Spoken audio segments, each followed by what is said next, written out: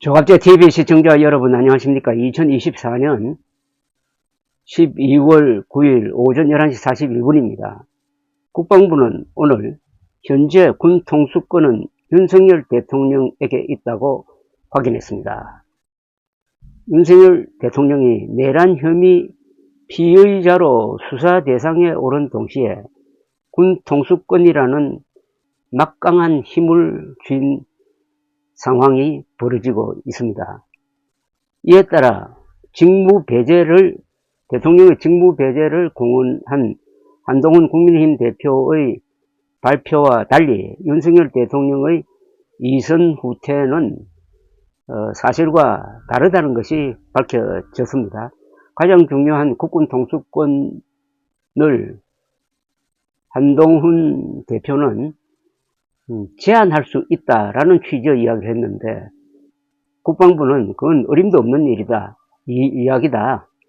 헌법에 따라서 현재 국군 통수권은 윤석열 대통령에게 있다는 상식적인 사실을 확인을 했는데, 그게 참 현실의 전개 과정과 이렇게 겹쳐보면은 아주 골치가 아픈 상황입니다. 전하규 국방부 대변인은 오늘 정례 브리핑에서 현재 군 통수권이 누구에게 있느냐는 기자들의 질문에 대통령께 있다고 했습니다. 전 대변인은 내란 수계 피의자가 군 통수권을 가져도 되느냐는 취지의 질문에 법적으로 현재 통수권자에게 있다, 권한이라고 답했습니다. 그렇게 이야기할 수밖에 없어요.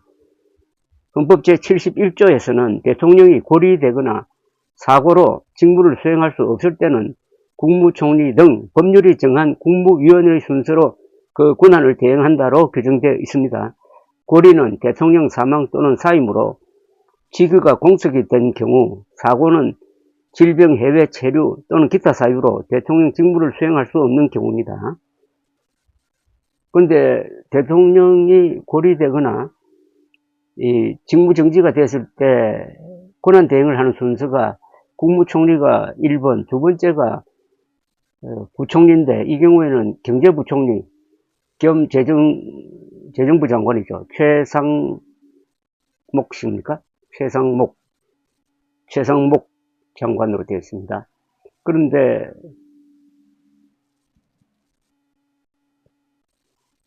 헌법 제7조에서는 대통령이 고리되거나 사고로 직무를 수행할 수 없을 때는 국무총리 등 법률이 정한 국무위원회 순서로 그 권한을 대행한다고 규정되어 있습니다.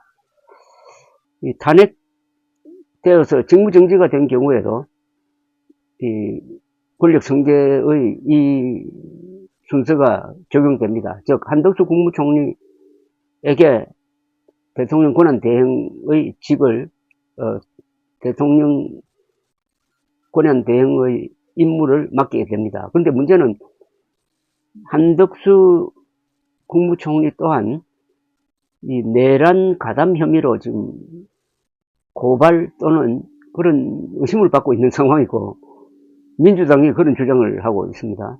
그러니까 이게 참 어렵습니다.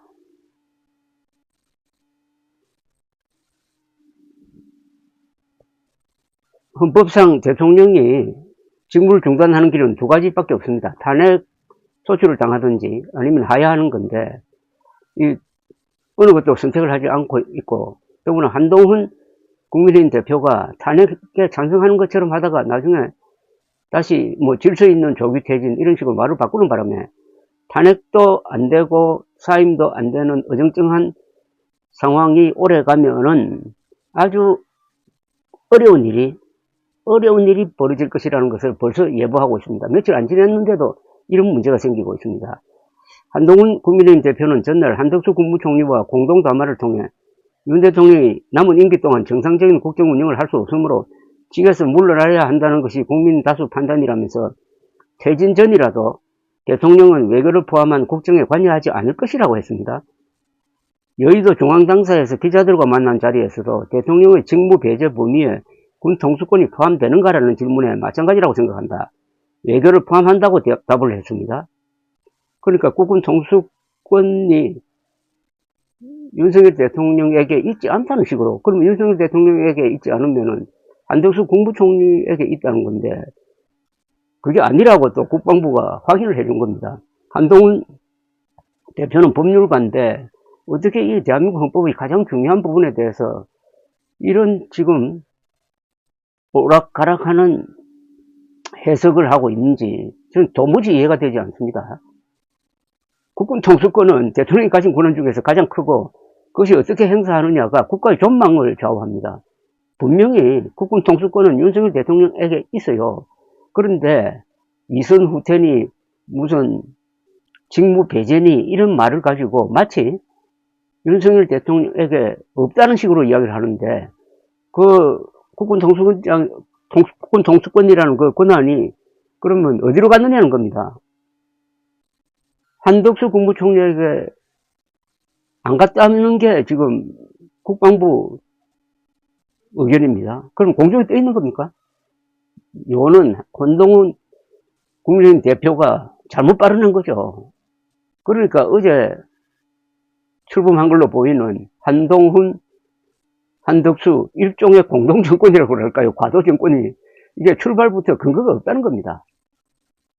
그러니까 3일 천하가 아니라 1일 천하로 끝날 것 같아요.